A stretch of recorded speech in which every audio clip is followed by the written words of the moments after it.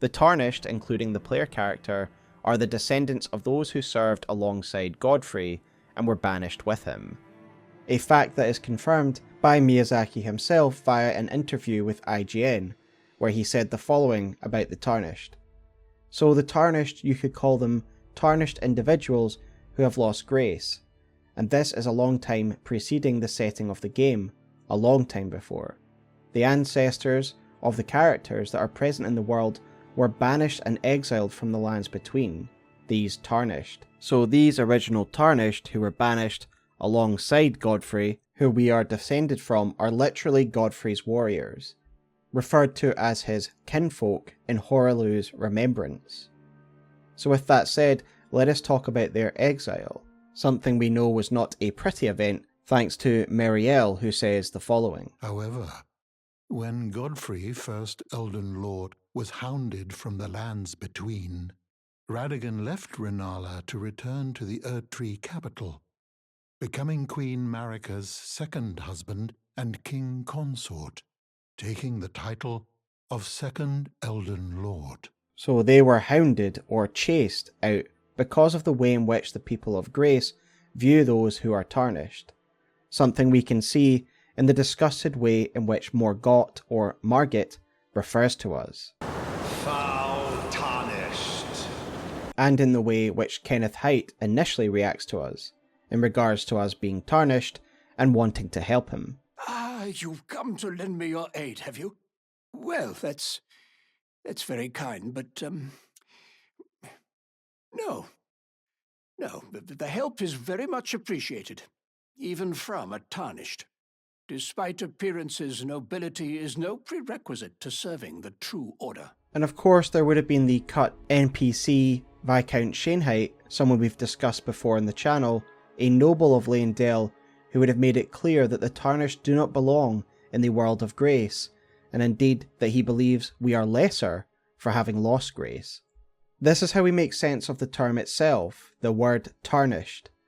Tarnished is defined in the following way by Oxford Languages. Lose or cause to lose luster, especially as a result of exposure to air or moisture. Or, make or become less valuable or respected. Both of these are relevant to the Tarnished. Not only have they lost the luster of gold from their eyes, indeed gold can become tarnished in real life, but also the Tarnished have lost value in the eyes of those in the world of grace. Of course, one of the only characters to speak to us with respect in terms of us being a Tarnished is Godfrey, which of course makes sense given that he was one of us.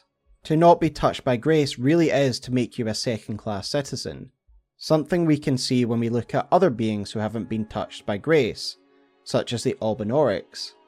And the greatest lore item in the game, Albinauric Bloodclot, makes it clear how people with grace view things that don't have grace, as it reads, Albinaurics are life forms made by human hands, thus many believe them to live impure lives, untouched by the Erdtree's grace. A prejudice that could certainly be applied to the Tarnished as well. And so the Tarnished were chased out of the lands between for being a lesser being, and we know they eventually left for new lands via boat. Of course this obviously makes sense given the lands between isn't connected to any other source of land and is surrounded on all sides by water, but we get more detail about their leaving via the rusted anchor weapon item description, which reads the following. A rusty anchor wielded as a weapon. Each of its 4 flukes is thick and sharp. When the Tarnished left the lands between with their lord, one boat alone was said to have been left behind. And so the Tarnished left with their lord, Godfrey, via boat. As pointed out by Eridan in his Golden Lineage lore video, there is a good chance that they left from the southern tip of the lands between, from Castle Morn, one of Godfrey's strongholds, as there are many wrecked ships here.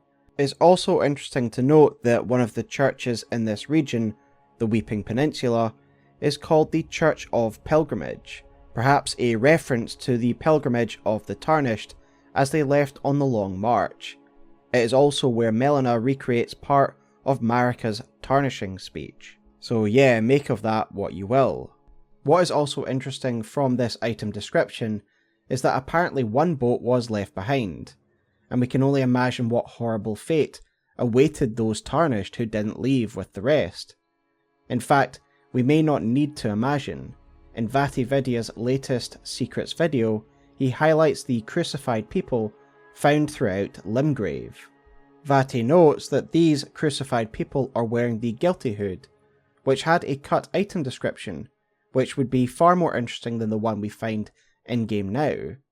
This cut description would have read, "Garb of spurned Tarnished, who were forced into slavery in the lands between." This is pretty much what we'd expect to happen to left behind Tarnished, enslaved and brutalized. Another interesting nuance to consider is that Godfrey alone was tarnished from his family, not his offspring, as the golden lineage very much still exists in the lands between. So the tarnished people left by boat and would establish societies that existed beyond the boundaries of the lands between. And this is why there is such a diverse choice of background for our tarnished, in both the classes that we can choose as well as the appearance presets.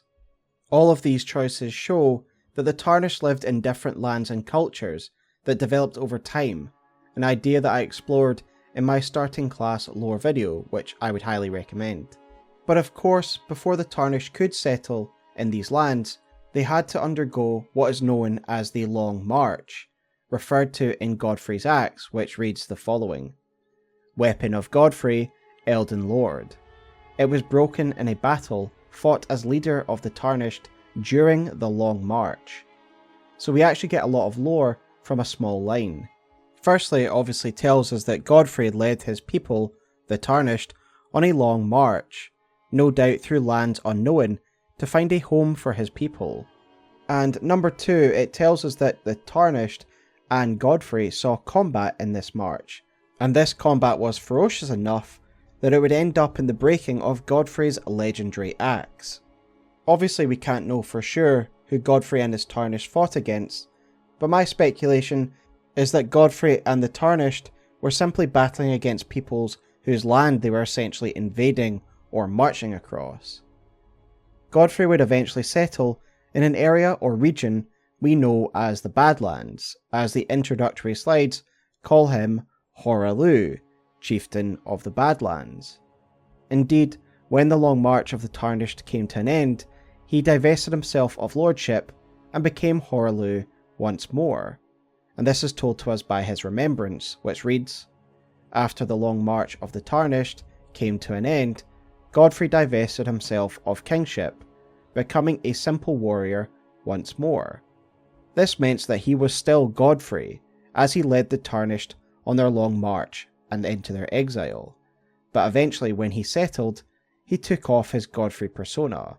He wasn't a lord anymore, he had done his duty for his people, and he just wanted to become a simple chieftain once more. Despite this, Horalu still had Sarosh on his back, meaning that while he was simple Horalu again, he didn't suffer from the same bloodlust that he did before. And it looks like Sarosh would have still been his advisor at this time, as indeed we do see Sarosh on Horalu's shoulder in the introductory slide. As we have already stated, Horalu imported some of his ideals from the lands between, especially the Hawk, with his Badland kinsfolk wielding Stormhawk axes, and as we discussed earlier, Nefelilu let slip that she once had a hawk, suggesting that the Badlands people potentially had hawks as companions and hunting beasts. And as we have said already, the Badlands may well have been like Stormvale due to a line from Nefeli. This could be why Horalu settled here in the first place, a little reminder of home and something familiar. And if Stormvale is like the Badlands, we can get an idea of its potential geography and weather conditions. Indeed, Badland culture is a return to Horalu's more simple barbarian days, as is evident by the description of the champion set, where again, strength and martial prowess is valued over all things. Clearly some Tarnished settled with Horalu here, as when creating our Tarnished avatar, we can make them the hero class, suggesting that our character is descended or from this Badlands clan. Hoaralou evidently went on to have more children after he settled in the Badlands, as we meet one of his Tarnished descendants, Nefeli Lu, whose lineage is evidenced by Kenneth Haight supporting her valid claim to the seat of Stormvale. But now, I must begin my search post-haste for a true and stalwart lord of the proper lineage to take the reins of Limgrave. Ah, quite. I have indeed selected a new ruler. Lady Nefeli is strong and just, worthy of the burden of Limgrave's lineage. But the Badlands were not the only resting place of the Tarnished. The starting classes tell us much in this regard. There are Tarnished warriors from the Land of Reeds, if you would choose the Samurai class, and or the Lands of Reed appearance preset. There are Tarnished who were once of the Newman people, Marcus people if you choose the Newman appearance. In my mind, if you choose the Newman appearance, that means that your ancestors were once Marcus people in the Lands Between before being tarnished and exiled alongside Godfrey. A pretty interesting bit of lore if you consider it. There is also a nomadic clan of warriors of which Tarnished also seem to be members of, a nomadic tribe which uphold the water-flowing techniques of the blind swordsman, not only in their combat style, but also in their nomadic way of life. Even in the way they live, their teachings demand that they move like flowing water. Such is the lore of the Tarnished who choose the warrior starting class, with this rich lore being detailed in their armor set. What is also interesting is that there are Tarnished who seem to be part of a church that worships the Two Fingers even outside of the Lands Between, something we learn of via the Confessor set, which reads, "Black hood for blending in with the darkness, worn by church confessors. The churches outside the Lands Between, dedicated to the teachings of the Two Fingers, send confessors out to follow the guidance of grace. The confessors are loyal servants to the Two Fingers, ready to hunt down and quietly dispose of their enemies." Now, it is unclear whether people outside of the Lands Between already worshipped Grace and the Two Fingers, or whether it was an export brought by the Tarnished after their long march. I am more inclined to believe the latter, not only because it's more interesting, but also because the Tarnished have very strong ties to the Two Fingers, as we will discuss shortly. The point being that the Tarnished evidently dispersed far and wide throughout the world, having different classes, different religion, and different nations that they come from. The interview quote from Miyazaki that we looked at the start of this chapter definitely means that makes sense. He describes that the initial exile took place long, long ago, and that we are actually the ancestors of those original Tarnished, meaning that there's been a long passage of time since the Tarnished were originally exiled, giving there a lot of time for the Tarnished people to spread far and wide, to become embedded in different societies, and in essence it gives us a wide blank canvas when we create our role-playing characters in Elden Ring. And so while the Tarnished were living their new lives beyond the Lands Between, we know that major things were going down in the Lands Between. As we know from Marika's speech, her prediction, the Tarnished would one day be required to return to the Lands Between. Far from Tarnished lands, the Lands Between would go through tumultuous periods, especially the Shattering. The Elden Ring was shattered, and Marika's demigod offspring would battle for supremacy in a war so brutal that no one would truly be victorious. Their failure to herald in a new order would lead to their abandonment by the Greater Will, as told to us in the introductory segment. With the demigods abandoned, the Greater Will and the Two Fingers would once again extend grace to their last hope, the Tarnished. Queen Marika, she who is vessel of the Elden Ring, tainted by the strength of their runes, her children warred, but none could become Elden Lord, and so grace was extended to your kind, the Tarnished. fingers speak. The greater will has long renounced the demigods. Tarnished, show no mercy. Have their heads. Take all they have left. This, in a nutshell, is why the Tarnished are A, given back their grace, and B, called back to the lands between. They are the last chance for a new order to be restored, and one of them to become Elden Lord.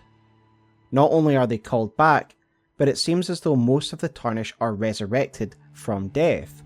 In the opening cinematic, we see that Horalu, Gideon Ofnir, Dung-Eater, and Goldmask were all dead, but in each image we see the light of grace next to them, as if, in the following scene, they would be resurrected from death. Even ourselves, the Tarnished of little renown, seem to be dead at the beginning of the game, with grace returning to us and we come back to life. This brings us to a question a lot of people have about the Tarnished. Why do we not die, and why do other Tarnished seem to die? Well, the opening cinematic of our character being resurrected is really the answer. It is grace. Consider what grace is apart from a magical force. It is purpose. As long as the Order has a purpose for us, we will be needed. We know that it was when Godfrey's purpose ended that the light faded from his eyes. When we have grace and have purpose that is granted to us, remember, it isn't about just internal purpose. It is about the system of order having a purpose for you. We cannot die. And this force is so powerful that not only does it stop us from dying, but it actually resurrects us and others back from the dead. And if you don't believe me, this idea is actually confirmed by Miyazaki himself. In an interview from Overture of Elden Ring, Miyazaki says the following about immortality. The immortality of the Tarnished stems from the power of guidance of grace. Tarnished that die outside the lands between are given new life through the guidance of grace and beckoned to the lands between. This is basically the start of the game. I guess the guidance doesn't want the player character to be freed from this cycle. So that's it pretty simply put. We have a role to play in the current order, and as such, we will not be allowed to die until we have fulfilled that purpose or we are no longer of use. This does raise questions for me about Godfrey. We know that he lost grace when his purpose faded, but does this mean that when he was Elden Lord and needed by the current order, was he actually immortal? Did that play a role in his victories? Not to take anything away from him, of course. It just adds another interesting dynamic that maybe the forces of grace were literally unstoppable for all those that opposed them if their main champions were literally immortal. And let's swing around to another question I get a lot, which is, why are we immortal as the player character, but other Tarnished seem to die? Well, it's pretty simple. We get lots of instances where Tarnished tell us that they've lost the guidance of grace. They've lost the grace that they were given again when they returned to the lands between. You can see it then, I take it. The guidance of grace. Well, enjoy it while you can. I'm Tarnished, like you. But unlike you, I've seen neither hide nor hair of this guidance for the longest time. Still, I won't forget how it felt when I first came here, to the lands between. Guidance of grace has once again abandoned them. They have no more purpose, and they are allowed to die. What is also interesting is that quote from Miyazaki implies that grace literally brings us here to the lands between as well, and this does line up to our arrival, where we seem to be resurrected and literally pulled towards a golden life before appearing in the lands between. Although this does conflict a little bit with Roderica's dialogue, where she suggests she came here directly with a cohort of people that wanted to support her. But make of it what you will. Ultimately, it is clear that the guidance of grace is responsible both for the resurrection and immortality of chosen Tarnished, and for their arrival in the lands between. However, it does seem that the Tarnished are resurrected and chosen by grace in dribs and drabs rather than all at once, because the Tarnished seem to have a long history in the lands between, not just outside of it. For example, we know that we are far from the first to arrive. Gideon not only makes it clear that we are a newcomer, but that it's actually been a long time since they saw a newcomer.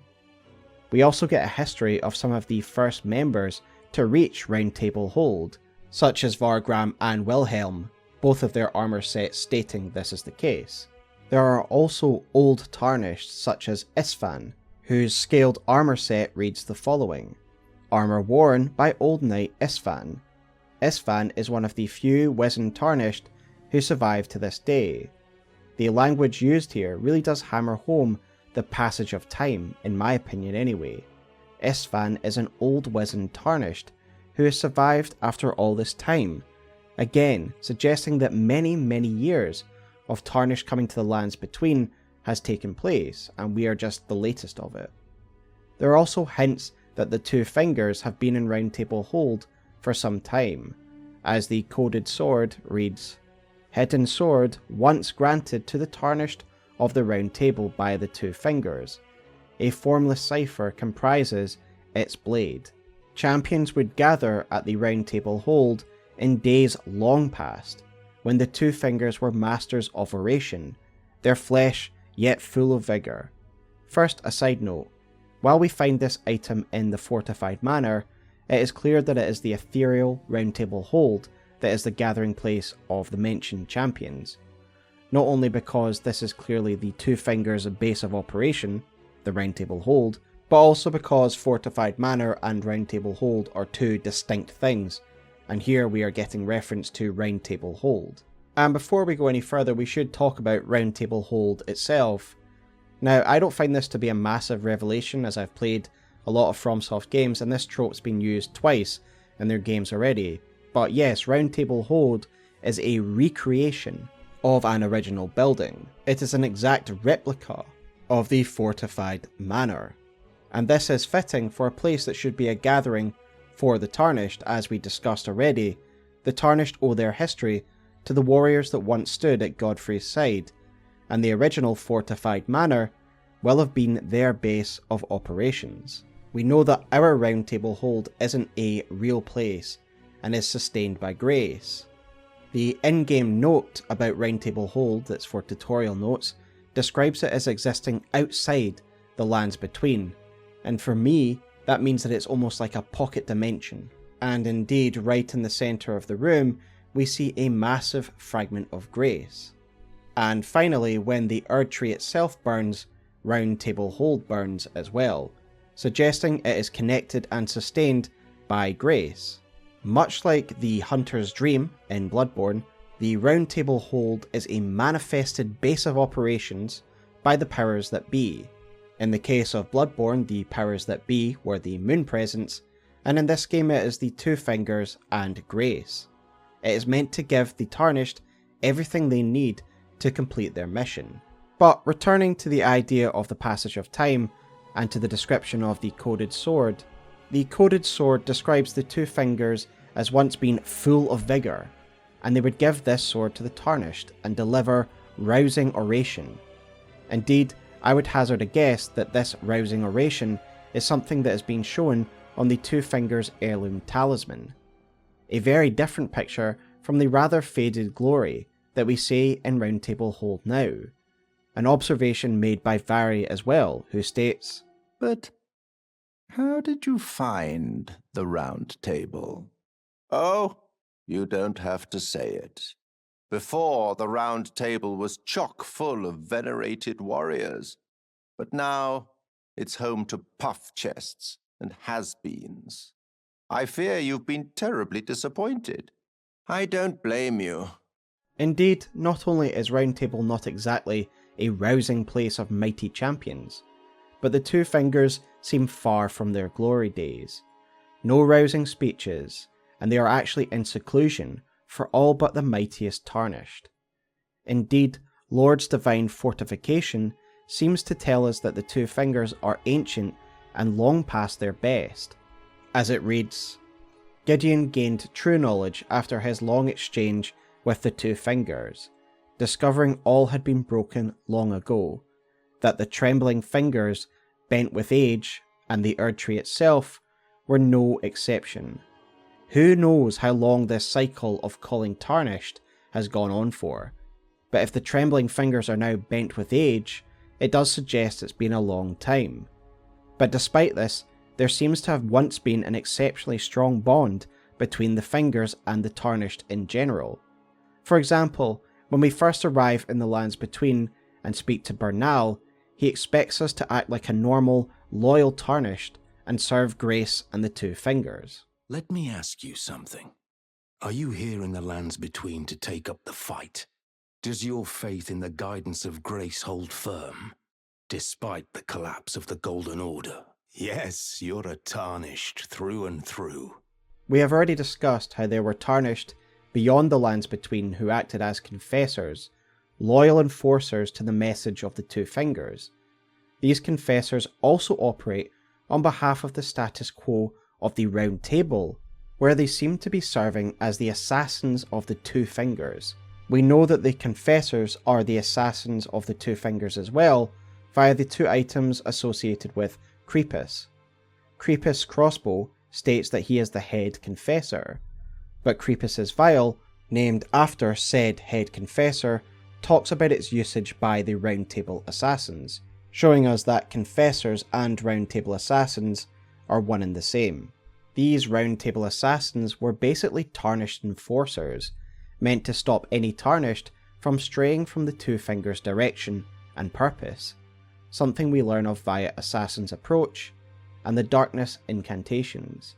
They would literally eliminate rogue Tarnished on behalf of the two fingers. This again speaks to the passage of time, for no such organisation exists now, and Riley the Idol, dressed in confessor garb, one of the targets of Volcano Manor, may well be the last of these. For in our time, many Tarnished have strayed from the path, some joining Mohg Lord of Blood, and some joining the recusants of Volcano Manor, and nothing happens to them.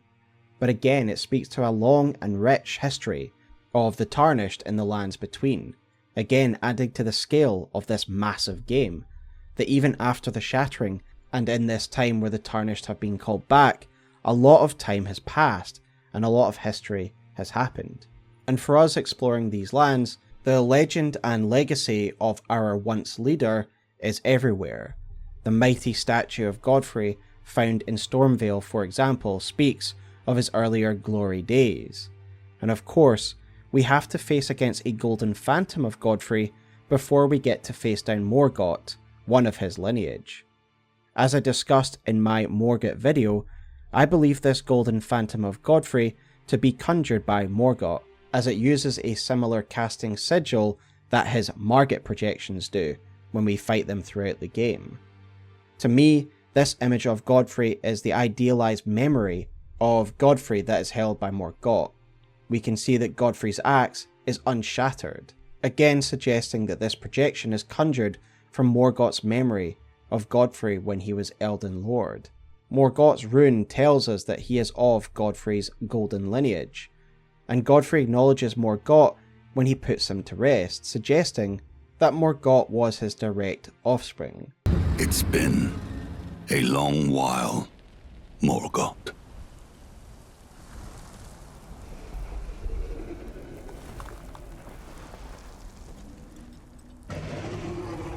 And we do face Godfrey at the foot of the Erd Tree near the end of our journey. Evidently, Godfrey has also been called back and given grace again. This is where Tarnished archaeologist King Arthur analogy comes full circle. Arthur was once described as the once and future king, a term reputedly carved in Latin on his grave, meaning that one day Arthur may return, even from his death, in the United Kingdom's most dire hour, to defeat evil and deliver justice. In this way, Godfrey is the once and future king, a sentiment that is basically shared and repeated by a ghost NPC that is found outside the Erdtree Sanctuary upon Godfrey's return.